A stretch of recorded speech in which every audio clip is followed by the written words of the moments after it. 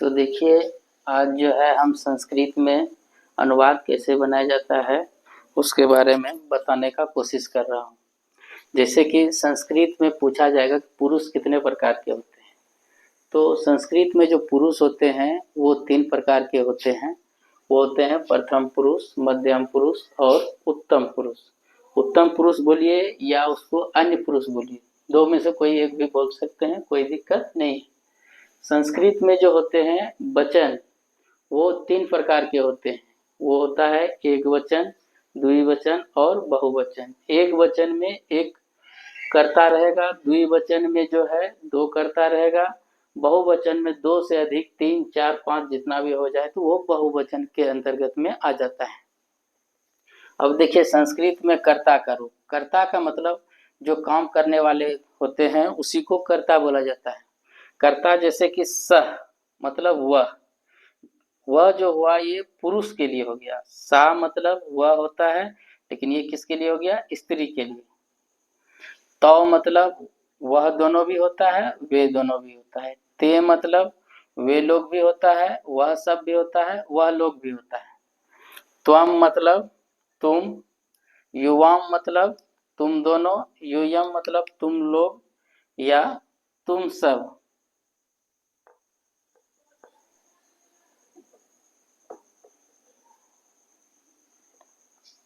इसके बाद आपका आ जाता है उत्तम पुरुष में अहम, आवाम, वयम, मैं, हम दोनों, हम सब, हम लोग। अब देखिए ये जो है कर्ता का रूप है, इसमें ये चीज बेसिकली पूछा जाता है कि जैसे कि ऐसे पूछ देगा आपको मध्यम पुरुष द्विवचन में क्या है, तो आपको बोलना है मध्यम पुरुष द्विवचन में जो है युवाम है। पूछ देगा उत्तम पुरुष बहुवचन में क्या आता है कर्ता का रूप, तो उत्तम पुरुष बहुवचन में कर्ता का रूप जो आता है ये आपका वयम आ जाता है। तो ये कर्ता का रूप है। अब इसी पर आधारित जो है हम अब क्रिया का रूप को दिखाने का कोशिश कर रहे हैं।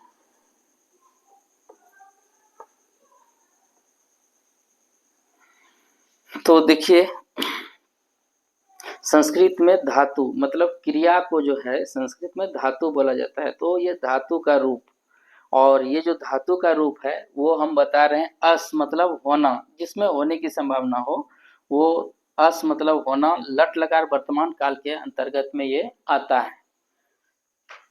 अब इसका भी है प्रथम पुरुष, मध्यम पुरुष, उत्तम पुरुष, एक वचन, द्विवचन, बहुवचन। इसमें है अस्ति, अस्तः, संति, असि, अस्थ, अस्त, अस्मि, अस्व, अस्म। अब जो है ये चीज जो मैंने बताया, अब इस पर जो है आप अनुवाद बनाने का काम कर सकते हैं। लेकिन अनुवाद बनाने से पहले कुछ इंपॉर्टेंट चीज है, ये जान लेना जरूरी होता है कि संस्कृत में जो होते हैं टेंस, उसको बोला जाता है लकार। जैसे कि लकार किसे कहते हैं या कितने प्रकार के होते हैं, तो याद रखिएगा संस्कृत में जो लकार होते हैं वो 10 प्रकार के होते हैं जो यहाँ दिखाया गया है। और यदि डिफिनेशन पूछ लिया कि लकार किसे कहते हैं, तो वो उसका डिफिनेशन ये है कि लकार वे प्रत्यय हैं जो धातु मतलब मूल क्रिया के अंत में लगाकर उन्हें सार्थक धातु रूप बनाया जाता है, उसे हम लकार कहते हैं। जैसे कि हम इसके बाद जो पढ़ाएंगे लट लकार वर्तमान काल, उसमें इस चीज को दिखाएंगे हम। जैसे पट, ये आपका मूल धातु हो गया, उसके बाद उसमें आमी लगा, ये क्रिया का रूप। तो पठ में आमी लगा तो वो क्या हो गया आपका पठामी। तो यही पठामी जो होता है, आगे मैं बताऊंगा ये कैसे होता है। फिलहाल अभी मुझे ये चीज सिखाना है, इस पर हमको डिस्कस करना है। फिलहाल अभी जान लीजिए क्या डिफिनेशन है, और ये ऐसे होता है पट मूल क्रिया है, उसमें आमी लगा तो वो हो गया पठामी, क्योंकि इसमें बोला है प्रत्यय। प्रत्यय जो भी होते हैं वो किसी भी शब्द के बाद में लगते हैं। जैसा कि आपको दिखाया जा रहा है लट लकार जो है 10 प्रकार के होते हैं। वो है लट लकार, लोट लकार, लिट लकार, लंग लकार, विधिलिंग लकार, लिट लकार, लुंग लकार, लिंग लकार, लुट लकार, लेट लकार। तो सबका दिखाया हुआ है, ये आपके नॉलेज में रहना चाहिए। फिलहाल अब हम जो है कोशिश कर रहे हैं अनुवाद बनाने का। अनुवाद जो बनाया जाता है उस पर हम विचार कर रहे हैं। अब ट्राई करता हूँ अनुवाद कैसे बनाया जाता है, उसके लिए कोशिश है।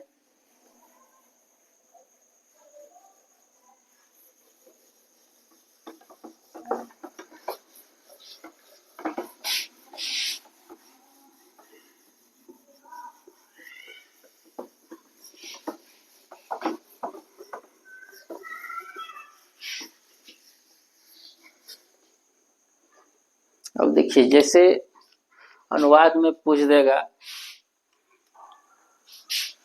मैं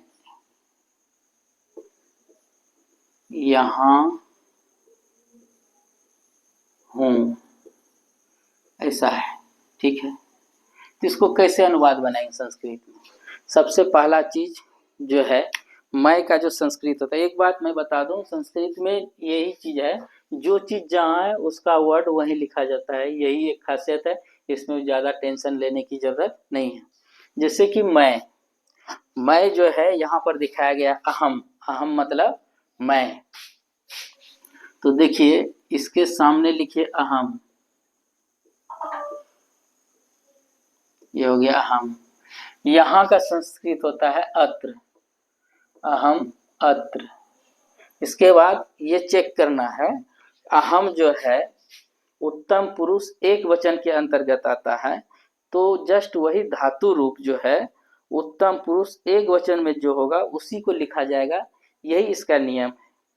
तो लिखाएगा इसमें अहम अत्र अस्मि।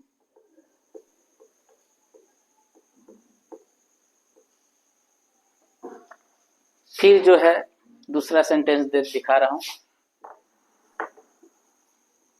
तुम कहाँ हो, जैसे तुम कहाँ हो, तो इसका भी ऐसा ही होगा। जैसे तुम का संस्कृत जो है त्वम होता है, इसको ऐसे लिखिए। कहाँ का संस्कृत होता है कुत्र। अब ये चेक कीजिए कि तुम कौन सा पुरुष कौन सा वचन है।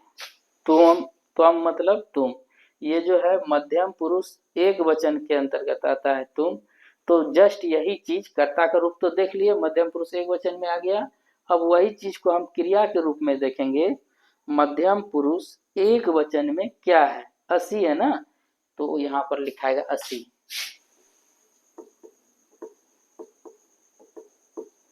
तुम कुत्रसी मतलब तुम कहाँ हो। इस तरह करके अनुवाद को बनाया जाता है और बनवाते हैं हम लोग।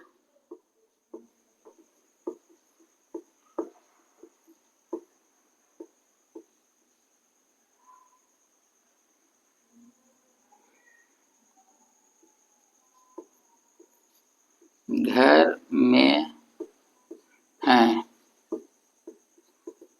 तो हम लोग का संस्कृत देखिए क्या है। हम लोग का संस्कृत वयम मतलब हम लोग होता है, तो इसके सामने लिखेंगे वयम। इसके बाद घर का होता है गृह, घर में है ना, तो इसका हो जाएगा गृह। वयम गृह मतलब हम लोग घर में हैं। तो वयम जो है यहाँ पर देखिए कि वयम जो है आपका उत्तम पुरुष बहुवचन के अंतर्गत आ जाता है। तो जस्ट वही चीज हमको देखना है, उत्तम पुरुष बहुवचन में क्या है, अस्म। तो यही चीज यहाँ लिखाएगा।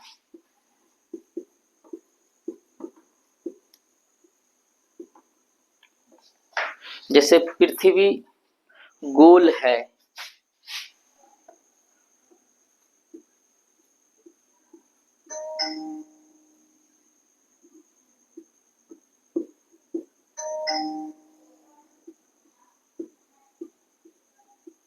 ये जैसे कि अब ये पृथ्वी शब्द आ गया, तो ये पृथ्वी को तो इसमें नहीं लिखा है कि किधर पृथ्वी सेट करना है।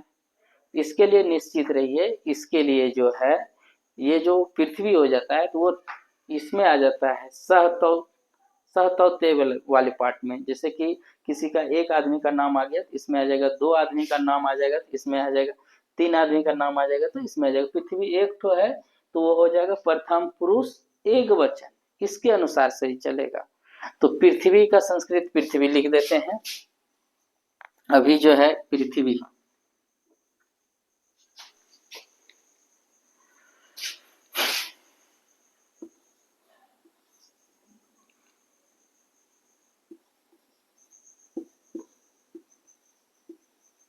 ये हुआ संस्कृत में पृथ्वी। गोल का जो संस्कृत होता है वो आपका गोलाकारा होता है।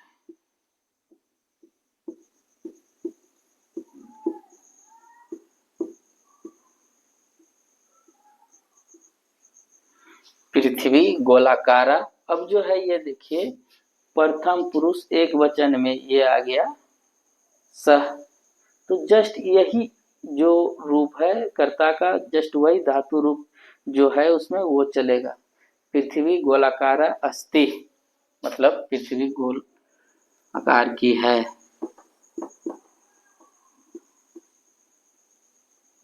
इस तरह से आपका अनुवाद बनता है। फिलहाल आज इतना ही। कल के डेट में मैं और क्लास के आगे बढ़ाऊंगा।